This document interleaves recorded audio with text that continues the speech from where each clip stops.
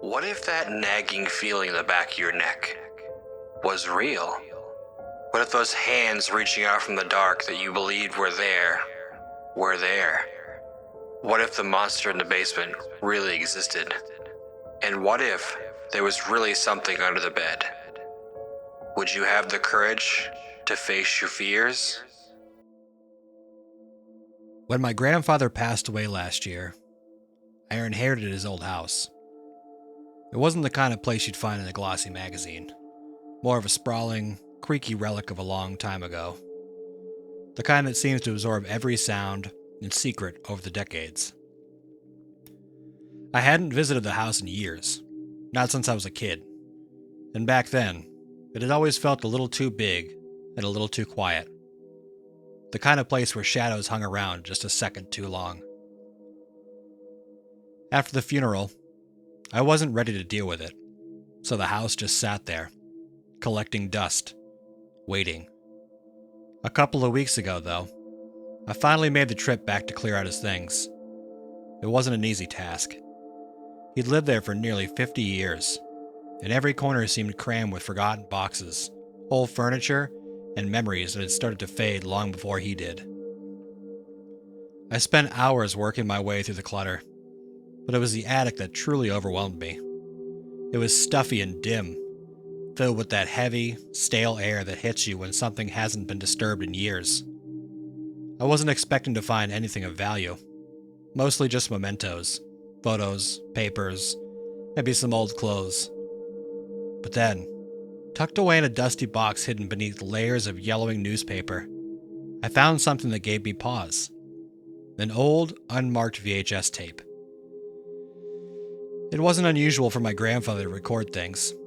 He had an entire shelf dedicated to home movies and random tapes.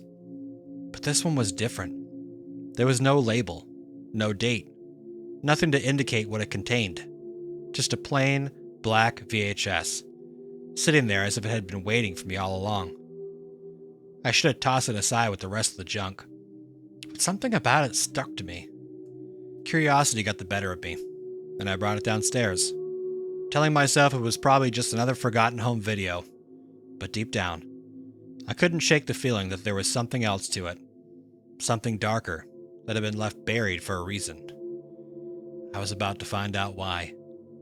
I didn't have a VCR in hand. It's not exactly something people keep around anymore. But I remembered seeing one tucked away in the guest bedroom closet, probably stashed there by my grandfather during his last spring cleaning spree. After digging through old blankets and boxes of random knickknacks, I found it. A bulky, outdated machine that had probably been sitting untouched for years. I dusted it off, carried it downstairs, and hooked it up to the TV in the living room. As I worked, I started to second-guess myself. There was no reason to think this tape was anything special. It was probably some boring footage from a family reunion or a fishing trip. But that nagging feeling wouldn't let go. The sense that this thing wasn't just a random home video. Maybe it was the fact that it was hidden so deliberately. Or maybe it was just my imagination running wild after spending hours in that musty attic. Either way, I had to know. I slid the tape into the VCR, and the machine swallowed it with a soft mechanical whir. The TV screen flickered to life, but at first, all I saw was static. The kind that makes the faint hissing sound like a distant wind. I was about to fast forward when the screen suddenly shifted, revealing shaky, handheld footage. It took me a second to realize what I was looking at. A normal, ordinary living room. The kind of generic space that could have been from any home in the 80s or 90s. There was a man sitting on a couch, his back to the camera, and I recognized him instantly. It was my grandfather. He was younger, though, maybe in his 40s, and he didn't seem to know he was being filmed. I watched as he stared ahead, unmoving, his hands resting on his knees. Something about the way he sat there struck me as odd. He was so still, too still, like he was waiting for something. The camera lingered on him for a long time, far longer than felt normal. There was no sound, no movement, just him sitting there in silence. And then, without warning, the camera swung around, revealing the rest of the room. It was the same living room I was sitting in now, except it wasn't. The walls looked different, bare, almost unfinished, and there was a strange mark on the far wall, something I hadn't noticed before. It looked like a dark stain, almost like a smudge or a burn, but it wasn't clear on the old tape. The camera zoomed in on the mark, and for a second, I thought I saw something shift within it, something that made the hairs in the back of my neck stand up. I leaned forward, trying to get a closer look, when the screen suddenly cut to black. I waited, expecting it to start back up again. When the screen stayed dark, I hit the fast forward button, and the tape whirred, skipping ahead through several minutes of static. Then abruptly, the footage resumed. But it wasn't the living room anymore. It was somewhere else. Somewhere much worse. The new footage was darker, grainier, and harder to make out. At first, I thought the camera was pointed at nothing, just a dark, indistinct blur. But as the picture steadied, I realized it was filming a basement. Not just any basement, though. It looked exactly like my basement. The angles were different, and the space seemed emptier than it does now. No shelves full of old junk, no stored furniture. The floor was bare concrete, with only a few stray objects scattered around. There was that same mark on the far wall, though, the one I had been seeing in the living room. Except down here, it was larger, more pronounced, almost like it had spread. The camera slowly panned across the room, the quiet hum of the tape the only sound. There was something deeply unsettling about the footage, a heaviness that made the air feel colder around me. It wasn't just the eerie quiet, or the empty space, or even the unsettling familiarity. It was the way the camera moved, deliberate, as if looking for something, or watching something. Suddenly, the camera jerked, the screen blurring for a second. When it refocused, I saw what it was pointing at now. A figure standing in the corner of the basement. My breath caught in my throat. The figure was tall, but distorted by shadows. It stood perfectly still, facing the far wall with his back to the camera. At first, I couldn't make out any details, just the outline of its body, draped in darkness. I leaned closer to the screen, trying to figure out what I was looking at, when I saw the figure's head begin to move. Slowly, it turned, just enough for me to see its profile.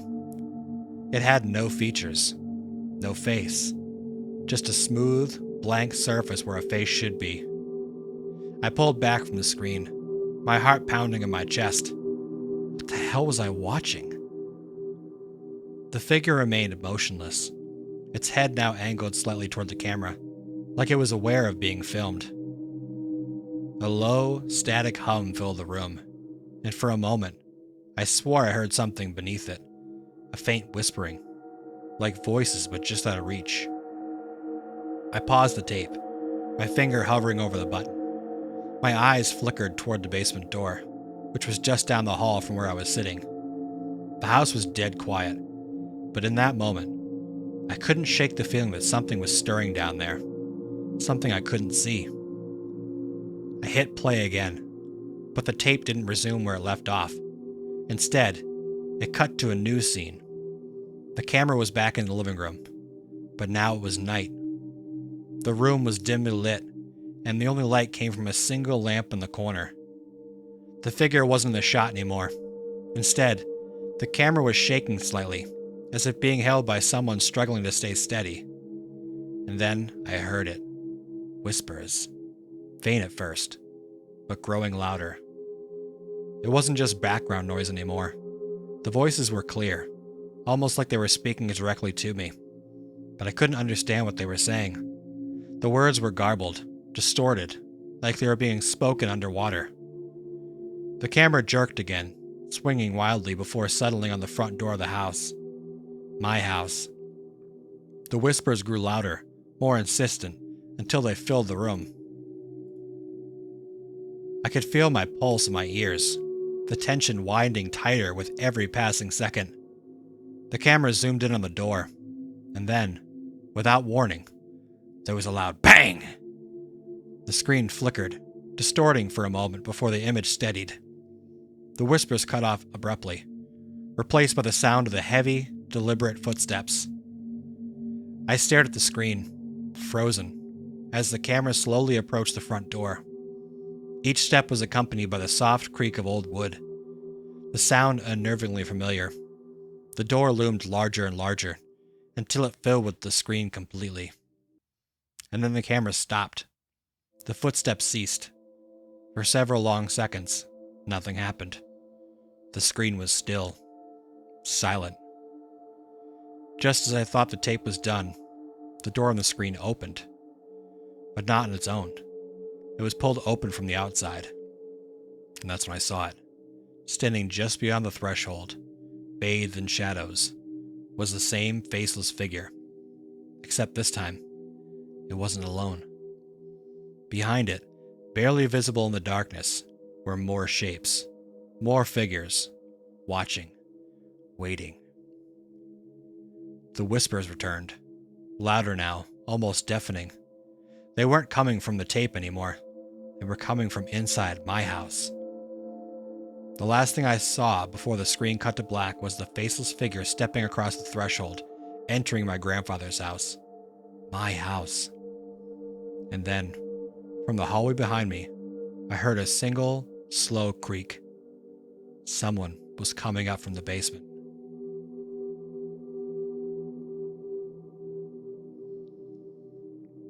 I froze, every muscle locked in place. My eyes flicked from the TV screen to the dark hallway beyond the living room. The old wooden floor let out another creak, slow and deliberate, like someone, or something, was testing each step. The sound echoed in the silence of the house, filling the space between the frantic pounding of my heart. For a long moment, I just sat there, gripping the remote so hard my knuckles turned white. The whispers from the tape still buzzed in my ears, but they were gone now, replaced by the quiet, oppressive quiet of whatever was moving down the hall. My mind raced. I tried to convince myself it was just my imagination, that the tape had messed with my head. But deep down, I knew better. I stood up, my legs shaky, and slowly backed away from the TV. The screen was black, but the VCR was still running, the tape spinning inside like it had more to show. I didn't care. I had to get out of the house. My footsteps stopped, and for a moment, everything was eerily still. I glanced down the hallway again, but I couldn't see anything, just the yawning darkness leading to the basement door. I fumbled with my phone, but my hands were trembling, and I nearly dropped it as I unlocked the screen. I dialed 911, my mind racing. The phone rang once, then twice, before cutting off abruptly. No dial tone. Just silence. My heart sank as I stared at the screen. No signal. It made no sense. I had full bars earlier. Then I heard it. A soft, raspy breath. Close. Too damn close. It was coming from just outside the living room, where the shadows of the hallway crept into the dim light. I stepped back, my gaze locked in the doorway, barely breathing. The house was old, sure. Noisy, yes. But this was something else. Another creak. This one sharper, like weight being shifted. My skin prickled as I saw the edge of something.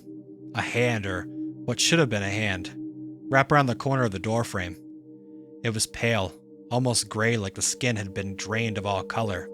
Thin fingers, too long, bent unnaturally as they gripped the wood. I couldn't move, couldn't breathe. Slowly, impossibly slowly, the figure stepped into view. It was the same faceless thing from the tape, but seeing it here, in the real world, sent an icy terror through me unlike anything I'd ever felt. Its body was tall and impossibly thin, limbs too long for its torso. The head was smooth, blank, as though someone had forgotten to finish it. It was dressed in dark, tattered clothes that hung off its frame, the fabric barely shifting as it moved toward me. For a moment, we just stood there. Me staring in horror, it standing in silence. Then it took another step. The sound of its foot hitting the floor snapped me out of my paralysis, and I stumbled backward, nearly tripping off the coffee table. My chest tightened, panic surging through me. I had to move, had to run. I bolted for the front door, my feet barely touching the ground as I rushed past the figure, my eyes locked on the door just a few feet away. I grabbed the handle, yanked it open, and sprinted outside, not daring to look back. Cold air hit me like a slap, and I gasped, filling my lungs as I ran down the front steps and into the yard. I stopped once I reached the driveway, breathless, and turned to face the house. The front door was still wide open, but the figure wasn't there. It hadn't followed me. The house loomed silently, as if nothing had happened, as if the tape hadn't unleashed something ancient, something that had been waiting in the shadows all along. I stood there, panting, trying to make sense of what I've seen. My mind raced. There was no rational explanation. There was no way to make sense of the faceless figure, or the tape that had somehow captured things that couldn't possibly exist. But as I stared at the front door, a slow realization crept over me. This wasn't over. From the darkness of the house, I heard the faintest sound, a whisper. It wasn't from the hallway this time. It wasn't even from the basement. It was right behind me. I spun around so fast I nearly lost my balance, my heart slamming in my chest. The driveway was empty. The street beyond the house was as quiet as ever, bathed in the dim glow of the old street lamp at the corner. The wind stirred a few dead leaves along the curb, but nothing else moved. There was no one there. But the whisper, I knew I'd heard it. Not in my head. It had been real as the cold air now biting my skin. The faceless figure hadn't followed me out, but something had. I could feel it. The oppressive weight, the sense of being watched. It was closer now, closing in on me from all sides. I backed up, my feet crunching against the gravel as I put my distance between myself and the house. My mind raced, trying to figure out what to do, where to go. I couldn't stay here. Whatever had been on that tape wasn't confined to just the house anymore. It had crossed over somehow, and it was getting closer with every breath I took. I had to leave, had to get away. I fumbled with my keys, my hands shaking so badly it took me 3 tries to unlock the door. I threw myself into the driver's seat, slammed the door shut, and locked it immediately. The silence inside the car felt suffocating, but at least I was away from the house, away from that thing. For now. I shoved the keys in the ignition, but just as I was about to turn, something caught my eye. Movement in the rearview mirror. My heart sank. There, standing just beyond the edge of the driveway, was a figure. I thought it was just the trick of the light, a shadow cast by the street lamp. But no, it was real. Tall, motionless, its head tilted slightly as if observing me. And even though it was too dark to make out any details, I knew it had no face. The faceless figure, it had followed me after all. I swallowed hard, my fingers frozen out of the ignition. The figure didn't move. It just stood there, watching me, or sensing. I couldn't tell. Suddenly, I became aware of the temperature inside the car dropping. It wasn't just from the cold night air outside. This was something unnatural.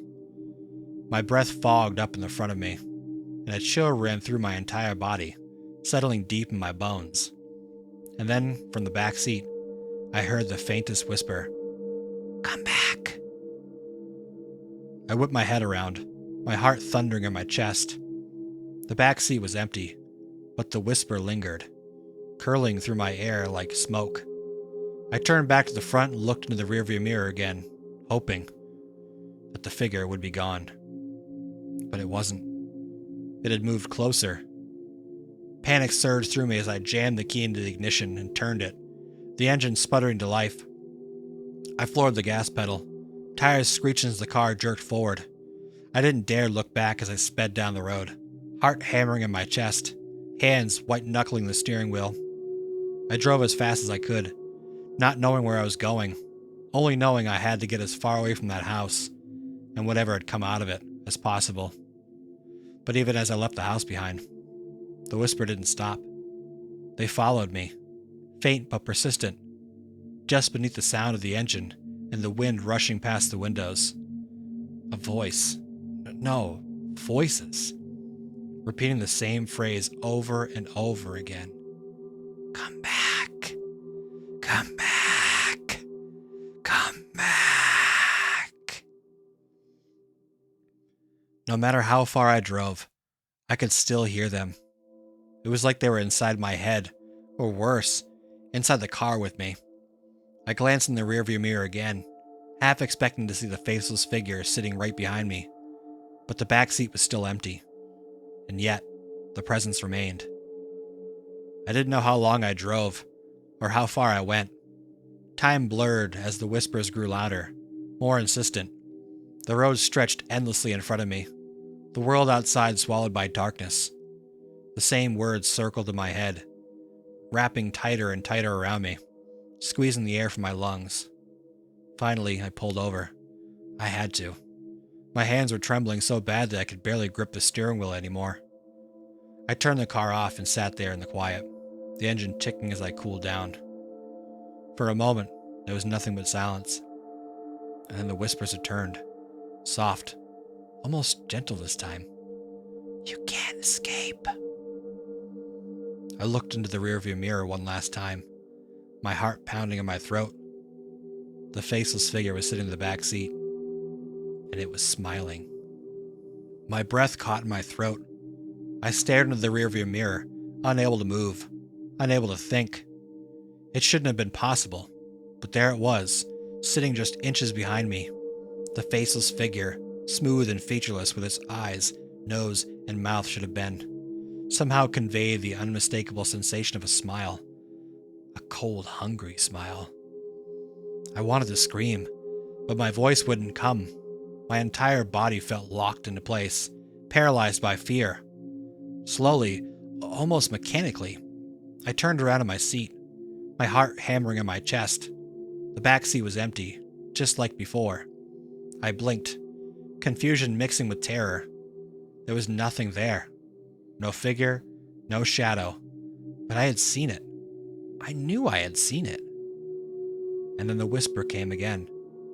You can't escape. This time, it wasn't coming from the back seat. It was all around me. Inside the car, inside my mind. I gasped, gripping the steering wheel tighter as the pressure built inside my skull. The whisper was growing louder, the words layering on top of each other until it felt like they were filling every corner of my mind. I couldn't stay here. I couldn't just sit and wait for whatever this was to claim me. My hands trembled as I reached the ignition, desperate to start the car and drive again. But the key wouldn't turn. I yanked it, but it was stuck, refusing to budge, as if something or someone was holding it in place. The whispers grew louder still, rising to a fever pitch. And then, all at once, they stopped. The silence was suffocating. And then I heard it. The sound of breathing. Heavy, deliberate, like someone was sitting right next to me. I turned my head ever so slightly toward the passenger seat. My pulse roared in my ears, drowning out everything else. There, in the seat beside me, was the faceless figure. It hadn't been in the back seat after all. It was sitting right next to me now, close enough that I could feel the cold radiating off its body, its head tilted slightly as if studying me. And though it had no eyes, I felt its gaze pierce through me, deep and unforgiving. I couldn't move, couldn't scream. My body had completely shut down, trapped in that horrible frozen moment. And then it spoke, not in a whisper this time, but in a voice that had reverberated through the air, low and unnatural. You should have stayed away. Its hand, if you could call it that, began to move toward me. The fingers were long, thin, and wrong. They were bending in ways that shouldn't be able to. I could feel the air grow colder and closer it came, like it was draining the life from the very space around it. I had to move. I had to do something. But my body refused to obey. My muscles locked in place, as if some invisible force was holding me there, forcing me to watch as the figure inched closer and closer. Finally, when its fingers were just about to brush my arm, something in me snapped. With a burst of sheer, primal panic, I ripped the door handle open and threw myself out of the car, crashing to the ground in a heap. I scrambled to my feet, not daring to look back as I stumbled away from the car, my legs barely holding me up as I ran to the light. I didn't know where I was going, only that I had to get away. The whispers had returned, soft at first, but growing louder with every step I took. They filled the air around me, curling into my ears, my mind, until they were the only thing I could hear. "You should have stayed away. You should have stayed away." I ran, breathless, until my lungs burned and my legs gave out beneath me. I collapsed onto the cold ground, gasping for air, my vision swimming. I couldn't hear anything over the pounding of my own heart, but I knew it was still there. I felt it, that presence, lurking just beyond the edge of the darkness, waiting.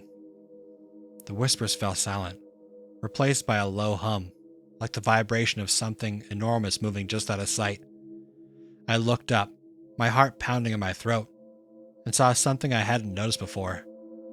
I was back at the house. I had run in a full circle, and now, standing before me, was the front door to my grandfather's house, wide open as if inviting me in.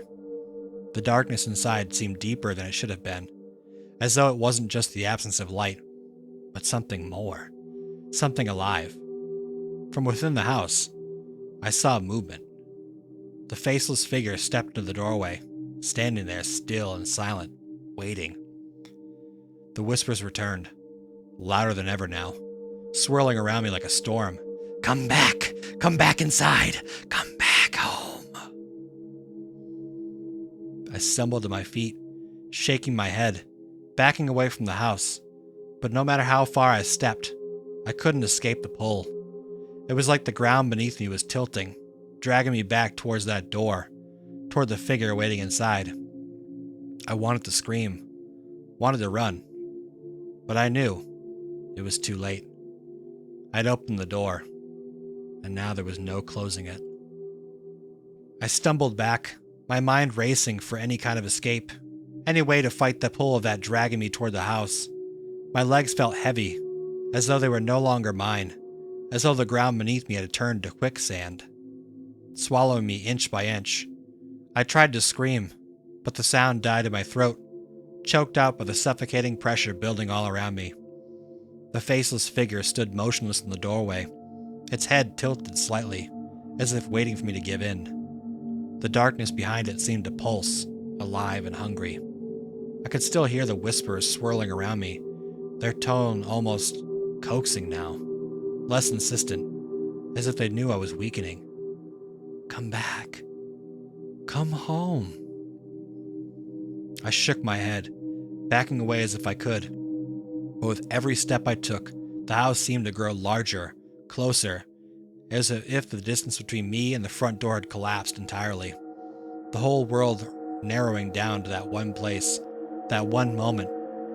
The night air felt thick, heavy, like it was closing in around me, and the coldness in my chest had deepened, spreading out to every part of me. I looked up, desperate, and realized with a growing horror that I wasn't alone. There was more of them. The shadows around the house began to shift and move. Figures emerged from the darkness, faceless, just like the one at the door. They glided toward me silently, their movements unnatural and jerking, as if they were somehow caught between this world and another. There were at least a dozen now, surrounding the house, slowly closing in. My pulse spiked. This wasn't just a nightmare anymore. It was a trap. The house had lured me back, just like it had probably done to my grandfather, just like it had done to whoever had made that cursed tape. And now I was next. I turned, forcing my legs to move, trying to run again. But before I could make more than 2 steps away, something cold and invisible gripped my ankle, yanking me off balance. I fell hard to the ground, my breath knocked from my lungs. I clawed at the dirt, desperate to pull myself free, but the force held me tight, dragging me back toward the house. I thrashed, kicked, but nothing I did made any difference. The pull was strong.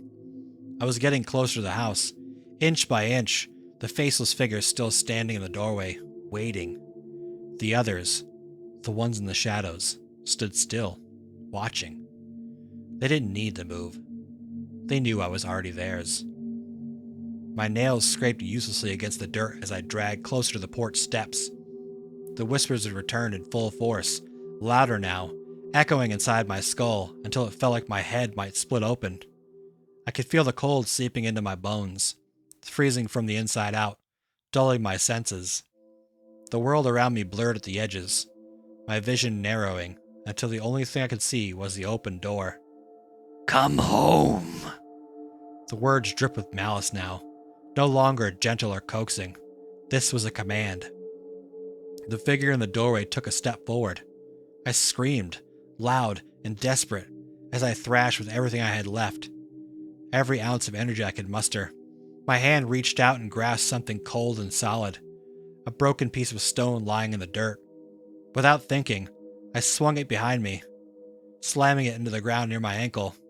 There was a horrible screech, a sound that didn't belong in this world. The grip around my ankle loosened for a split second, and I took my chance. I scrambled to my feet, adrenaline surging through me, and ran.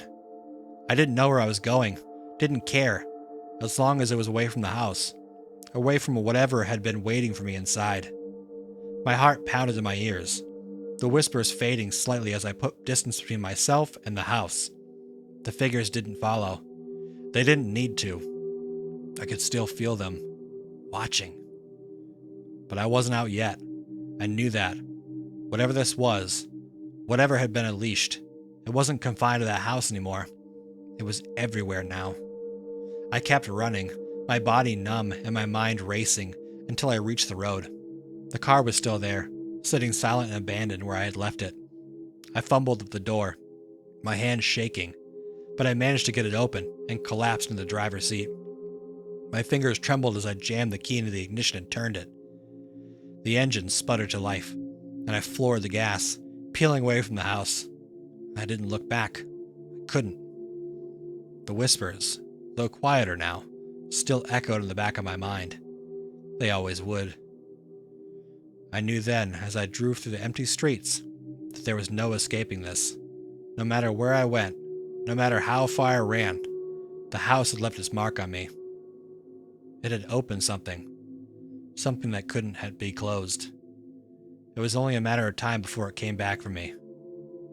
Come home. For days after I fled the house, I could barely sleep. When I did, the nightmares always dragged me back there, standing in front of the open door, the faceless figure waiting in the dark. The whispers followed me, even when I was awake, echoing faintly at the edge of my thoughts like a constant reminder I was never truly alone. I thought maybe distance would help. I packed a bag and drove as far as I could, not stopping until I crossed into another state. I checked into a motel, far from the house, and anything that reminded me of that place. Sitting in the stark, brightly lit room, I allowed myself to believe I might be safe. But the truth kept in slowly, seeping through the cracks of my false hope. The first sign came that night. I had left the TV on, hoping the noise would drown out my thoughts and help me sleep. But sometime around midnight, the static began. Just a faint buzz at first, but soon, the channels flickered, switching to nothing but snow. The same way they had on the old TVs in my grandfather's house.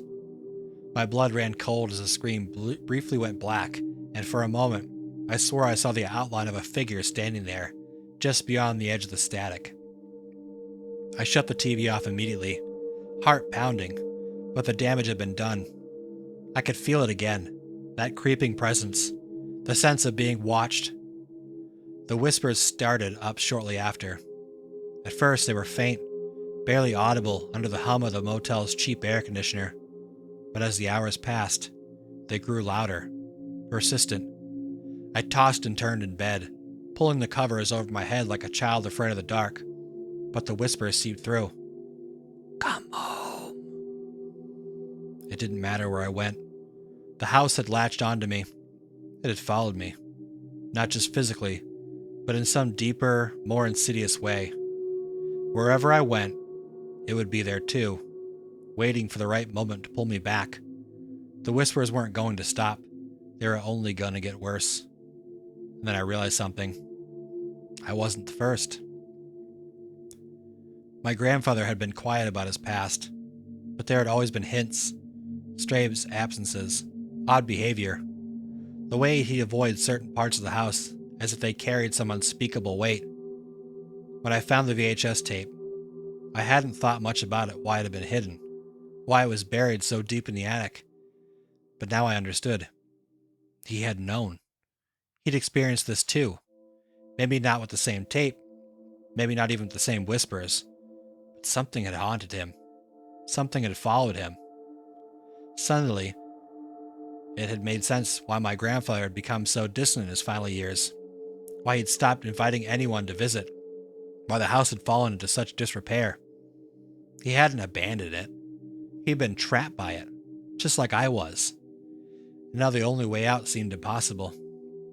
My hand shook as I dialed the number of my best friend, Jake. I hadn't told him much about the house, just that I was sorting things through, dealing with the estate. He didn't know what had happened. Not really. But if anyone could talk me down from the edge, it was him. The phone rang twice before he picked up, his voice groggy. Dude, it's 2 a.m. You okay? I hesitated, staring at the flickering shadows in the corner of the motel room. Jake, I need help. I don't know what to do. Hey, slow down. What's going on, man? I tried to explain, but the words felt hollow, insane, like a nightmare that shouldn't be real. I think the house is following me. There was a long pause on the other end of the line, and when Jake spoke again, his tone had shifted from grogginess to concern. Are you still at your grandfather's house? No, I left, but it's not just the house. It's more than that. I was shaking now, my voice barely above a whisper. It's like something came out of the house with me, something wrong. He sighed, and I could hear him sitting up in bed. Look, man, you're freaked out. That place has bad vibes, I get it. But whatever you're feeling, it's just stress. You've been dealing with a lot. Why don't you come over here? We'll talk it out. You can stay at my place for a while. Clear your head. I wanted to believe him. I wanted so badly for this to just be stress. Just some irrational paranoia brought on by the trauma of the last few days. But the whispers, they were getting louder again, rising in the background of my thoughts, pushing against the thin barrier of reality I was trying to hold on to. I clenched my teeth, trying to focus on Jake's voice. I'll head your way in the morning. I just need to get some sleep. Good, he said. We'll figure it out. You're not alone in this, okay? I muttered a thanks and hung up, trying to take comfort in his words. But deep down, I knew I wasn't going to sleep tonight. Not with the whispers crawling beneath my skin, scratching at the walls of my mind. I lay back on the bed, staring at the ceiling, forcing myself to breathe slowly, in and out. In and out. Come home. I squeezed my eyes shut. Come home. It wasn't real. I wouldn't let it be real. But then, somewhere in the room, I heard it. The creak of a floorboard. The faint, deliberate sound of something shifting in the shadows. My eyes snapped open, and there, standing at the front bed, was the faceless figure. It had found me, and this time, I knew there was no escape. I froze, my breath catching in my throat as the faceless figure stood silently at the foot of the bed. The room seemed to close in around me, the air thick with the cold, oppressive presence of the thing I had been running from. It was no longer just a whisper in the back of my mind. It was here, in the flesh, waiting for me to make a move. I didn't dare blink, didn't dare breathe too loudly, afraid that the slightest sound or movement would provoke it. It tilted its head, almost curiously, as if studying me. Its smooth, featureless face offered no expression, but I could feel its intent. It wasn't just here to haunt me. It was here to take me. For a long moment, neither one of us moved. My mind was screaming at me to run, to do something, but my body was frozen in place, locked in the grip of pure terror. I could feel the weight of it pressing down on me, the cold seeping into my bones, chilling me from the inside out.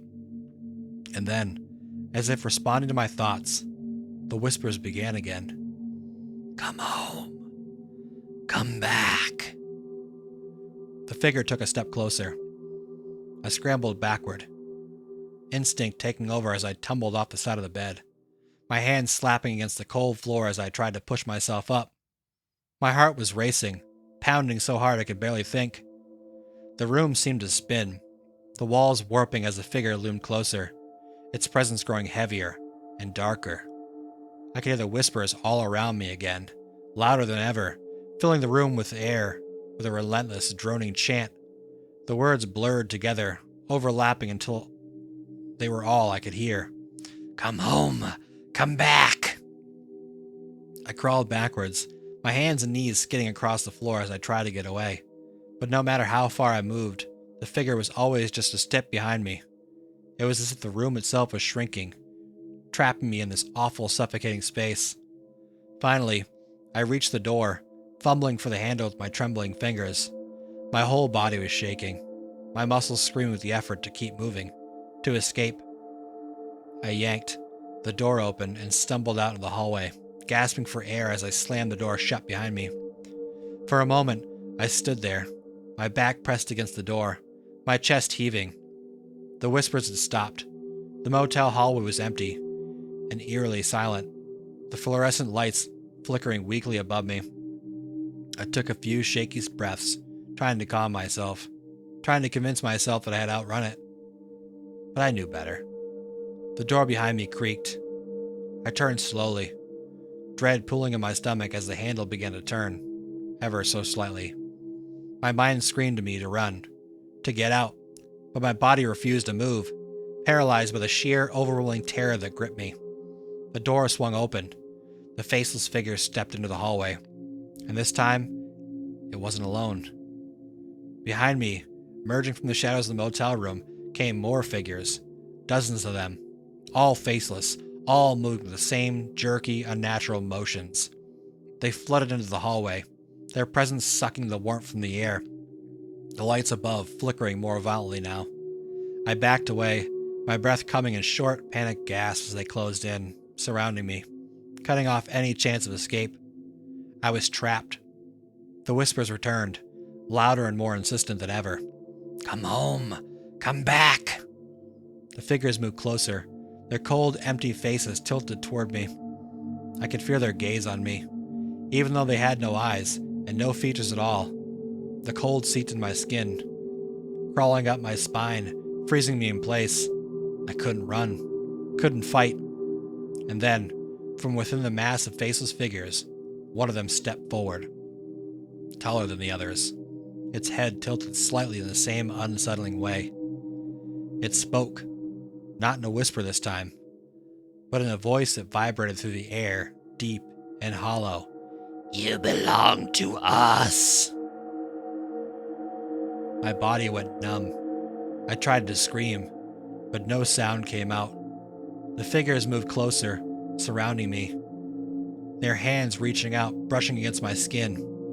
The cold was unbearable now, spreading through me like ice. I could feel them pulling me, dragging me down into the darkness. I thrashed, struggling to break free, but their grip was too strong. The world around me faded. The motel hallway dissolved into a blur of shadows and whispers. The cold deepened, sinking into my bones, pulling me into the void. And then, as the darkness closed in around me, I realized the truth. There was no escaping them. There never had been. I had opened the door, and now I was theirs, forever.